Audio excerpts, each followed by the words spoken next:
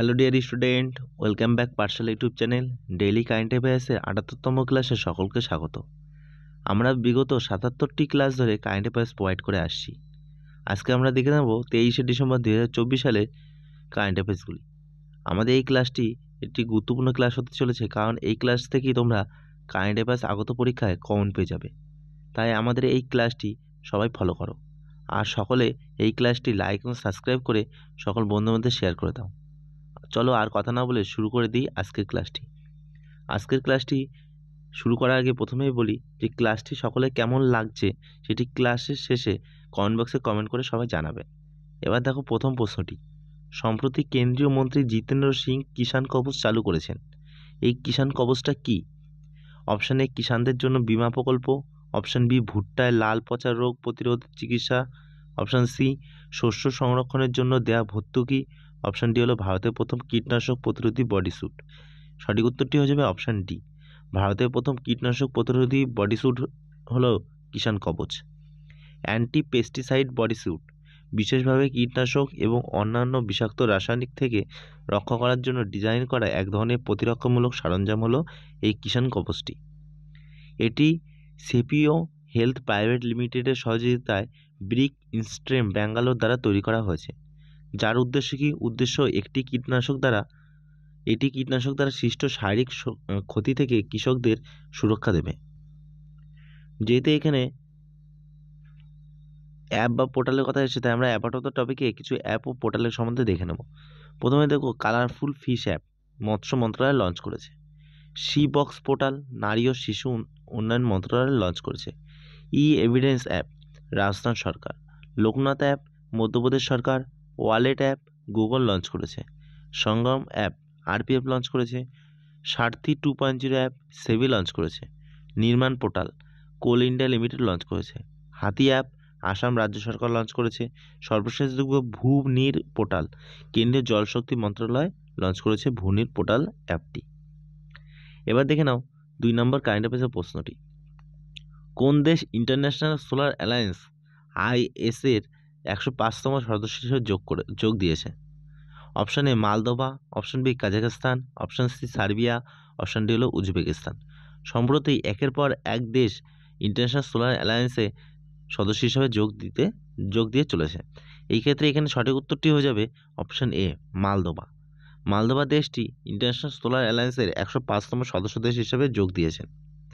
আন্তর্জাতিক সৌরজোট অর্থাৎ আইএসএ যোগদানের চুক্তি বিদেশমন্ত্রী এস জয়শঙ্কর এবং মালদোভার ডেপুটি প্রধানমন্ত্রী মিহাই পপসয়ের মধ্যে স্বাক্ষরিত হয়েছে। আর্মেনিয়ায় 21শে নভেম্বর 2024 আন্তর্জাতিক সৌরজোটের 104তম পূর্ণ সদস্য হওয়ার ঘোষণা করেছিল। এবার এখানে যেহেতু আন্তর্জাতিক সৌরজোট অর্থাৎ আইএসএ এর কথা এসেছে, তাই অ্যাবাউট অফ দ্য টপিকে এই সম্পর্কিত কিছু জিকে বা তথ্য দেখে নেব আমরা। এটি একটি চুক্তিভিত্তিক আন্তর্জাতিক সংস্থা। এর উদ্দেশ্য সৌরশক্তির মাধ্যমে জীবাশ্ম জ্বালানির উপর নির্ভরতা কমানো। এটি প্যারিসে 30শে নভেম্বর 2015 সালে প্রধানমন্ত্রী নরেন্দ্র মোদী এবং ফ্রান্সের রাষ্ট্রপতি ফ্রাঁসোয়া ওল্লাদ দ্বারা প্রতিষ্ঠিত হয়েছিল। যার সদর দপ্তর রয়েছে কোথায়? হরিয়ানা গুরুগ্রামে। এই একটি মাত্র আন্তর্জাতিক সংস্থা যার সদর দপ্তর রয়েছে ভারতে। নতুন মহাপরিচালক কে হয়েছেন এর? আশিস খান্না হয়েছেন আন্তর্জাতিক সৌরজোটের নতুন মহাপরিচালক। ভারত 2024-26 জন্য আন্তর্জাতিক সৌরজোটের চেয়ারম্যান হয়েছে। এবার আমরা পরপর দেখে নেব সম্প্রতি পূর্ণ সদস্য দেশ হওয়া দেশগুলি। 100তম পূর্ণ সদস্য দেশ হয়েছে আন্তর্জাতিক সৌরজোটের প্যারাগুয়ে। 101তম পূর্ণ সদস্য দেশ হলো নেপাল। 102তম পূর্ণ সদস্য দেশ হয়েছে অ্যান্টিগুয়া ও বারবুডা এবং 103তম পূর্ণ সদস্য দেশ হয়েছে সিরিয়া। 104তম পূর্ণ সদস্য দেশ হয়েছিল আর্মেনিয়া এবং সম্প্রতি 105তম পূর্ণ সদস্য দেশ হয়েছে মালদোভা। ঠিক আছে, এবার দেখে নাও 3 নম্বরের কারেন্ট অ্যাফেয়ার্সের প্রশ্নটি। হাইড্রোগ্রাফিক জাহাজ আইএনএস দিশা 2024 সালে নৌবাহিনীতে অন্তর্ভুক্ত করা হয়েছে।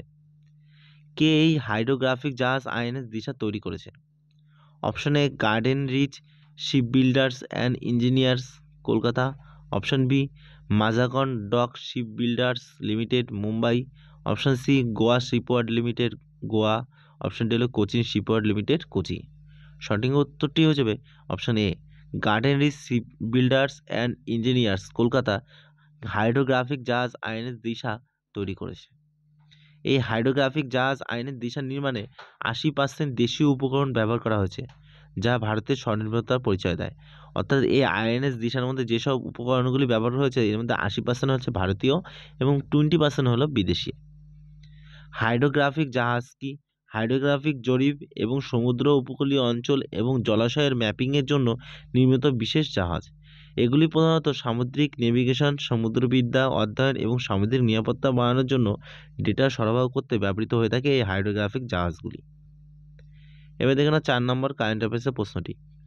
ভারত এবং কোন দেশের মধ্যে যৌথ সামরিক মহড়া সহযোগিতা হপট্যাক 2024 অনুষ্ঠিত হয়েছে? Option A Sri Lanka, option B দক্ষিণ আফ্রিকা, অপশন সি হলো থাইল্যান্ড, অপশন ডি হলো ভিয়েতনাম। সঠিক উত্তরটি হলো অপশন ডি ভিয়েতনাম। ভারত ও ভিয়েতনামের মধ্যে যৌথ সামরিক মহড়া হপট্যাক 2024 অনুষ্ঠিত হয়েছে। কেরালার কোচি সৈকতে ভারত ও ভিয়েতনামের মধ্যে যৌথ সামরিক মহড়া সহযোগিতা হপট্যাক 2024 আয়োজন করা হয়েছে। ভিয়েতনামের কোস্টগার্ড শিপ CSB 8005 এই যুদ্ধ মহড়ায় অংশগ্রহণ করেছে এই কোস্টগার্ড শিপটি। ভারত ও ভিয়েতনামের মধ্যে কোস্টগার্ড বাহিনীর মধ্যে সামুদ্রিক সহযোগিতা বৃদ্ধির উদ্দেশ্যে এই যুদ্ধ মহড়াটি পরিচালিত হয়েছিল। ভারত ও ভিয়েতনামের মধ্যে আরেকটি সামরিক মহড়া হলো ভিনব্যাক্স। এটি হলো ভারত ও ভিয়েতনামের মধ্যে দ্বিপাক্ষিক সেনা মহড়া। যেহেতু এখানে যৌথ সামরিক মহড়ার কথা এসেছে তাই আমরা অ্যাবাউট অফ দ্য টপিকে কিছু যৌথ সামরিক মহড়া দেখে নিই। প্রথমে দেখো যৌথ সামরিক মহড়া যুদ্ধবিমান টাইগার ট্রাম ভারত ও আমেরিকার মধ্যে হয়ে থাকে। নেক্সট দেখো শক্তি অনুশীলন বরুণ নৌ অনুশীলন ভারত ও ফ্রান্সের মধ্যে হয়ে থাকে। প্র্যাকটিস সাদা তানসিক ভারত ও সৌদি আরবের মধ্যে হয়ে থাকে। সাইক্লোন ভারত ও মিশরের মধ্যে হয়ে থাকে সাইক্লোন যৌথ সামরিক মহড়াটি। অগ্নি ওয়ারিয়র ভারত ও শ্রীলঙ্কার মধ্যে হয়ে থাকে অগ্নি ওয়ারিয়র। মৈত্রী যুদ্ধ অভ্যাস ভারত ও থাইল্যান্ডের মধ্যে হয়ে থাকে মৈত্রী যুদ্ধ অভ্যাস যৌথ সামরিক মহড়াটি। অস্টাহীন অসিনডেক্স পিচব্লাক ভারত ও অস্ট্রেলিয়ার মধ্যে হয়ে থাকে। সম্প্রীতি আইএনবিএন কার্পেট আইএনবিএন বিল্লাট ভারত ও বাংলাদেশের মধ্যে হয়ে থাকে। গরু শক্তি ইন্দ কর্পাট ভারত ও ইন্দোনেশিয়ার মধ্যে হয়ে থাকে। ধর্ম গার্ডিয়ান জিমেক্স ভারত ও জাপানের মধ্যে হয়ে থাকে এই যৌথ সামরিক মহড়াটি। নেক্সট দেখো শেষ খঞ্জর এই খঞ্জর সামরিক মহড়াটি ভারত ও কিরগিজস্তানের মধ্যে হয়ে থাকে খঞ্জর সামরিক মহড়াটি। এবার দেখে নাও 5 নম্বরের কারেন্ট অ্যাফেয়ার্সের প্রশ্নটি। গুগল ইন্ডিয়া কান্ট্রি ম্যানেজার হিসাবে কাকে নিযুক্ত করা হয়েছে? Option A Vikas Agnihotri, option B Sanjay Gupta, option C Rajan Anandan, option D হলো প্রীতি লোবানা। সঠিক উত্তরটি হলো option D Preeti Lobana. Google India country manager হিসাবে নিযুক্ত করা হয়েছে প্রীতি লোবানাকে। সঞ্জয় গুপ্তার জায়গায় প্রীতি লোবানাকে ট্রি ম্যানেজার এবং ভাইস প্রেসিডেন্ট নিযুক্ত করা হয়েছে, কারণ সঞ্জয় গুপ্ত সম্প্রতি গুগলে এশিয়া প্যাসিফিক অঞ্চলে প্রেসিডেন্ট নিযুক্ত হয়েছে। এর জন্য প্রীতি লোবানাকে গুগল ইন্ডিয়া কান্ট্রির ম্যানেজার হিসেবে নিয়োগ করা হয়েছে। কান্ট্রি ম্যানেজার এবং ভাইস প্রেসিডেন্ট হিসেবে প্রীতি লোবানার কাজ হবে গুগলের কৃত্রিম বুদ্ধিমত্তা অর্থাৎ AI এবং উদ্ভাবনে প্রচার করা হলো তার কাজ। যেহেতু গুগলের কথা হয়েছে তাই আমরা অ্যাবাউট অফ দ্য টপিকে গুগল সম্পর্কিত কিছু জিকে দেখে নিই। গুগল প্রতিষ্ঠিত হয়েছিল গুগল একটি প্রথমত মার্কিন যুক্তরাষ্ট্রের কোম্পানি, যেটি প্রতিষ্ঠিত হয়েছিল 1988 সালে এবং এটি প্রতিষ্ঠিত করে সের্গেই ব্রিন এবং ল্যারি পেজ, যার সহায়তা রয়েছে মার্কিন যুক্তরাষ্ট্রের ক্যালিফোর্নিয়াতে এবং বর্তমানে গুগলের CEO কে রয়েছেন সুন্দর পিচাই। এবার আমরা রিলেটেড আপডেটসে সাম্প্রতিক কিছু নিয়োগ হয়েছে এরকম কাইন্ড অফ দেখে নেব। প্রথমে দেখব দীনেশ ভাটিয়াকে ব্রাজিলে ভারতের পরবর্তী রাষ্ট্রদূত হিসেবে নিয়োগ করা হয়েছে। সঞ্জয় মালহোত্রা RBI নতুন গভর্নর হিসেবে নিয়োগ হয়েছেন সঞ্জয় মালহোত্রা। ডক্টর জয়তীর্থ রাঘবেন্দ্র যোশীকে ব্রহ্মোস অ্যারোস্পেসের প্রধান হিসেবে নিযুক্ত করা হয়েছে। আমরা সম্প্রতি নিয়োগ হয়েছে এরকম কারেন্ট অ্যাফেয়ার্স পড়ে নিলাম রিলেটেড আপডেটসে। এবার দেখে নাও আজকের কারেন্ট অ্যাফেয়ার্সের 6 নম্বর প্রশ্নটি। এশিয়ার প্রথম ন্যাশনাল জিও সায়েন্স মিউজিয়াম ভারতের কোন রাজ্যে খোলা হয়েছে? Option A Madhya Pradesh, option B Uttar Pradesh, option C Bihar, option D হলো হরিয়ানা। সঠিক উত্তরটি হলো অপশন এ মধ্যপ্রদেশ। 2024 সালের ডিসেম্বরে ভাইস প্রেসিডেন্ট জয়দীপ ধনখড় মধ্যপ্রদেশের গোয়ালিয়রে এশিয়ার প্রথম জাতীয় ভূবিজ্ঞান জাদুঘর উদ্বোধন করেন। ন্যাশনাল জিও সায়েন্স মিউজিয়াম তৈরি করেছে geological survey of India. Jio science museum দুটি গ্যালারি তৈরি করা হয়েছে। প্রথমটিতে পৃথিবীর উৎপত্তি ও বিকাশ সম্পর্কে তথ্য দেখানো হয়েছে এবং দ্বিতীয়টিতে মানব সভ্যতা ও তার আনুষঙ্গিক বিকাশ বর্ণনা করা হয়েছে দ্বিতীয় গ্যালারিতে। এবার দেখে নাও 7 নম্বর প্রশ্ন।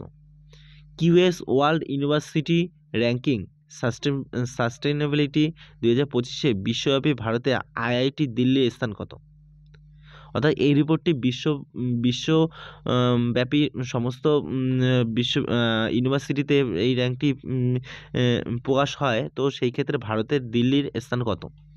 অপশান এ 171তম, অপশান বি 177তম, অপশান সি 187তম, অপশান ডি হলো 202তম। সঠিক উত্তরটি হলো অপশান এ 171তম।